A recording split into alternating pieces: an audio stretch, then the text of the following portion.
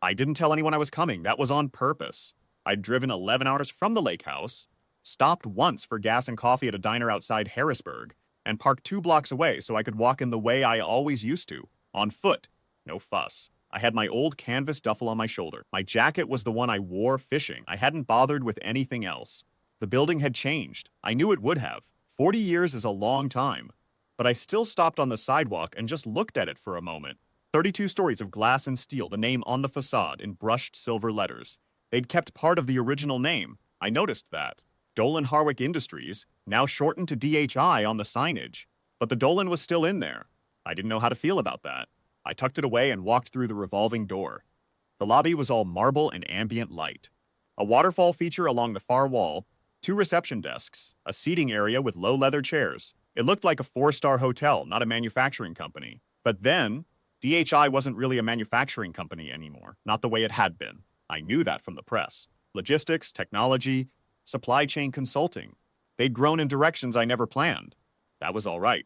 That was the point of giving it to people who could take it further than I could.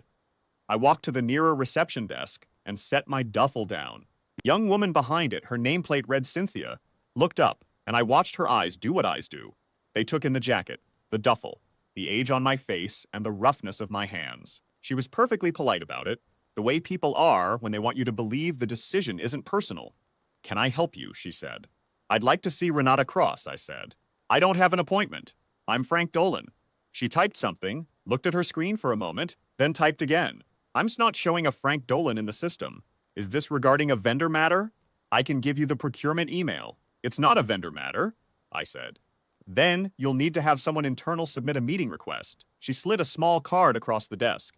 "The contact form is on the website." I picked up the card. I didn't argue. I never did see the point in arguing with the person at the front desk. They're doing their job. They don't make the rules. I thanked her and went to sit in the leather chairs near the window. That's when the security guard, big fellow, mid-30s, "Badge that," said Garrett, came and crouched beside me with the expression men get when they're trying to sound reasonable while asking you to leave. "Sir, if you're not here for a scheduled appointment, I'm going to have to ask you to wait outside or come back with the correct documentation." "I'm fine right here," I said pleasantly. He straightened up. "I can call you a car. I have a car, thanks." I folded my hands in my lap and looked out the window at the street.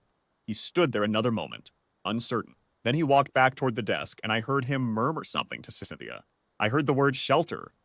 I caught the slight incline of her chin, that small nod of shared understanding people give each other when they've agreed on something they'd rather not say out loud. I wasn't angry. I'd been a young man once, sure of things, and I'd looked at men in worn jackets the same way. I'm not proud of that, but it was true.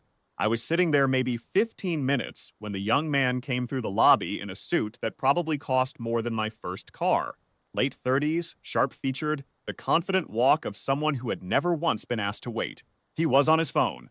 He paused near the reception desk, glanced over at me the way you'd glance at a pigeon that had gotten indoors, and said to Cynthia, loud enough to carry, "Is there a reason we're letting people loiter in the lobby? This isn't a bus terminal." Then he went back to his phone and walked toward the elevator bank. The name on his lanyard was Preston Hale, VP of Strategic Development. Cynthia looked embarrassed. I didn't make it worse for her. The young woman, sitting 2 chairs over, though, had heard all of it. She'd been there when I arrived, laptop open, a stack of folders beside her, the look of someone waiting for an internal meeting. Early 30s, dark hair, a DHI badge on a lanyard. She leaned toward me slightly. "I'm sorry about that," she said quietly. "He does that. He's not the first," I said. She smiled a little pained. "Are you really here to see Renata Cross?" "I am. Do you know her personally?" I thought about how to answer that. "She used to bring me lunch on Thursdays," I said.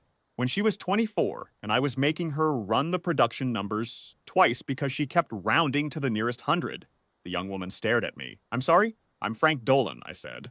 "I built this company." I said it the same way I'd say I'd planted a tree or fixed a fence. It was just a fact. I sold it in 2003 to protect the pension fund when things got hard. 300 people kept their retirement. That was the trade. Seemed like the right one at the time. Still does. She looked at me for a long moment, then looked down at her phone, then looked across the lobby at the far wall. There was a cornerstone display there, original framing from the first building, mounted under glass. The inscription was in brass. I watched her read it. I watched the exact moment she found the name. She looked back at me. Her mouth had opened slightly. The plaque, I said, was Renata's idea, not mine. I would have left it plain. Before she could say anything, the elevator nearest the reception desk opened with a soft chime. Renata Cross was 61 now.